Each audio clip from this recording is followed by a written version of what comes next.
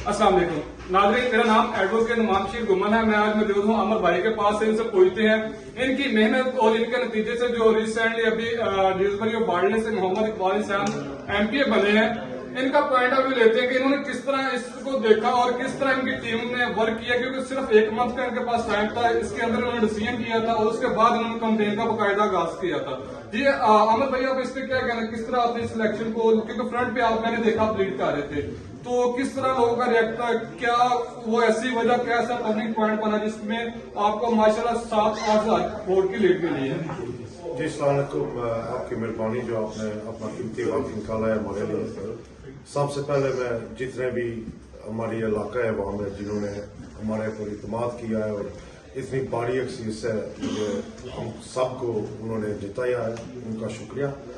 और आपको मालूम है जैसे 17 जनवरी मैंने ये इंडिपेंडेंट मूवमेंट शुरू किया, खैरीज में मैंने रिजाइन किया था लेबर पार्टी से फलस्तीन के मामले पर, कश्मीर के मामले पर, और एक मुहिम बन चुकी थी यहाँ, बल्कि खैरीज में नहीं पूरे यूके के अंदर। और जब प्रोसेस इलेक्शन का शुरू हुआ, मैं तो चंद महीने कबल ऐलान कर चुका था एमपी के लिए, लेकिन जब इकबाल भाई सेलेक्ट हुए और कम्युनिटी एक साइड पे हुई थी, मैंने सोचा अगर मैं भी खड़ा हूँ, इकबाल भाई भी खड़े हो, हमारी जो वोट है वो स्प्लिट हो जाएंगी और लेबर जीत जाएंगे। हमारा मकसद यही था, लेबर को हराना, उनको सबक सिखाना। बिल्कुल। और हमने सब जो कम्युनिटी थी यूनाइट होकर आपके सामने जो बात होगा सब कुछ जवाब आप सब लोगों का शुक्रिया है।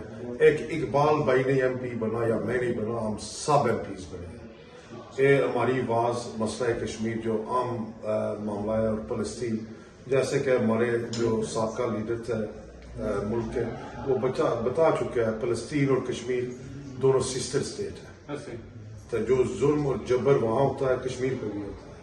सो ये मसला हम जो बरूनी लोग हैं यूके, अमेरिका, यूरोप में रहने वाले, हम इलेक्टेबल्स होकर ये मसले हल कर सकते हैं। जी नाज़रीन, ये थे आमिर साहब जो अपना मुझसे अपना मैसेज दे रहे थे, कह रहे थे कि जब हमने ये इलेक्शन, क्योंकि पहले आमिर साहब ने अपना इलेक्शन में बतौर इंडिपेंडेंट एमपी स्टार्ट किया था, उसके बाद ग्रुप का डिसीजन था, ग्रुप के एक स्ट्रेंथ के क्यों ना ग्रुप के मुताबिक चला जाए। और मेन मकसद का कहना यह था कि लेबर को हराना और अपने इंडिपेंडेंट, क्योंकि ये फर्स्ट थे जिन्होंने काउंसलर बतौर लेबर पार्टी से ये इलेक्शन विन किया। और जब फलस्तीन का मसला खड़ा, जब फलस्तीन के बच्चों पर तशद्दुद हुआ, तो इन्होंने फील किया कि वो हमारे बच्चे हैं, वो मुस्लिम पूरी मुस्लिम उम्मा कंट्री के बच्चे हैं। तो इन्होंने फील करते हुए जब रिजाइन दिया, उसके बाद इन्होंने फैसला किया कि मैं इंडिपेंडेंट तौर पे इस इलाके को लीड करेंगे, जिसमें इन्होंने, मैंने देखा और इस ड्यूसबरी पार्टी के वहां देखा कि जब ये काउंसिलर का इलेक्शन था, जब इन्होंने अनीश शाह को सपोर्ट किया तो इंडिपेंडेंट बारीक सिरे से वो इलेक्शन विन किया। 5 से 5 सीटें जो थी ना लेबर की, वो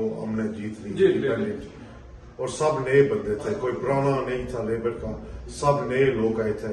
और हमारे जो भाई हल्का है ड्यूसबरी वेस्ट में, तनीशा यंग लड़की थी, चैरिटी वर्क करती थी, सोशल आदमी है, और उसने 2000 की लीड से इलेक्शन जीता है।